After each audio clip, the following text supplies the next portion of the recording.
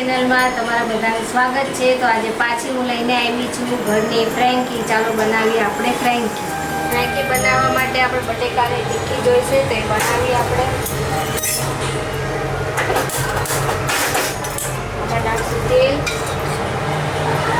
ગરમ થઈ ગયું છે, એમાં નાખી દઈશું થોડુંક જીરું। જીરું સતળાઈ ગયું છે, એમાં નાખશું મરચી। થઈ જાય એટલે ડુંગળી,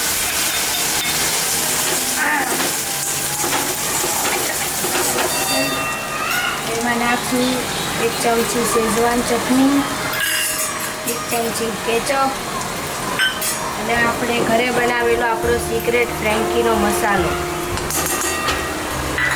બધું મિક્સ કરી દઈએ।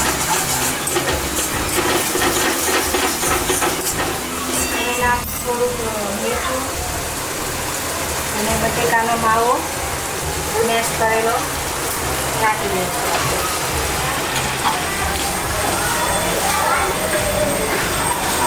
છેલ્લે આવે ધાણા। આ બધું હવે પ્રોપર મિક્સ થઈ ગયું છે, હવે આને સાઈડમાં લઈ લઈશું। મેંદાનો લોટ છે, એમાં મીઠું ને તેલ નાખીને 15 મિનિટ પહેલાં મેં બાંધી લીધો હતો। હવે આપણે એની કાચી પાકી રોટલી શેકી લઈશું। રોટલી કરતાં નાનો લુઓ લઈ લેવાનો। આ મેંદાનો જ લોટ છે,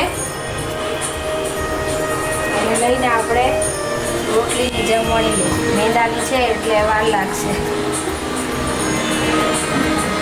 રોટલી વણાઈ ગઈ છે, હવે કાચી પાકી આપણે લોઢીમાં એને શેકી લેવાની છે।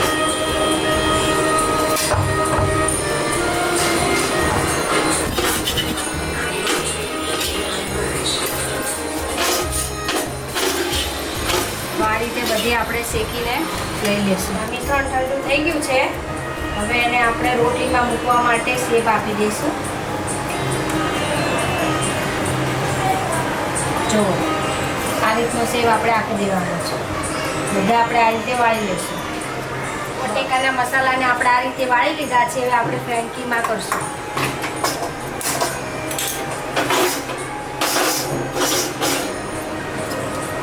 તેલ નાખીશું।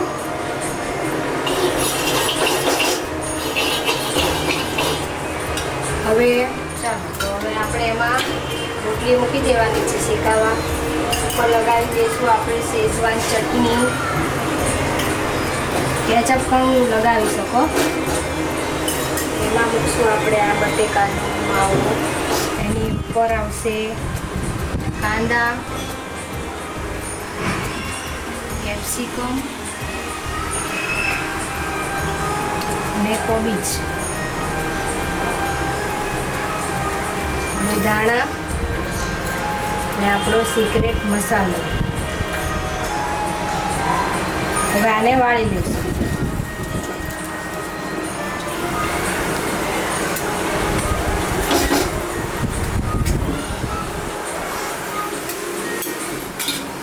આ રીતે આપણે વાળી લેવાનું અને થોડીક વાર શેકી લઈશું, એટલે એકદમ ક્રિસ્પી થઈ જશે આપણી ફ્રેન્કી બનીને તૈયાર। આમાં તમે ચીઝ પનીર જે પણ તમને ભાવતું હોય એ નાખી શકો છો। અમે ચીઝ પનીર ખાતા નથી એટલે મેં અવોઇડ કરી નાખ્યું છે। ચાલો, તો મારી ફ્રેન્કી છે તૈયાર। મારી ફ્રેન્કી તૈયાર છે ગરમ ગરમ। ચાલો બધા જમવા। આ હતી મારી સરળ રીત ફ્રેન્કી બનાવવાની। જો તમને ગમી હોય આ રીતથી તમે પણ ઘરે ટ્રાય કરજો, બધાને બહુ ભાવશે। મારી ચેનલને લાઈક કરો, શેર કરો અને સબસ્ક્રાઈબ કરજો। જય શ્રી કૃષ્ણ।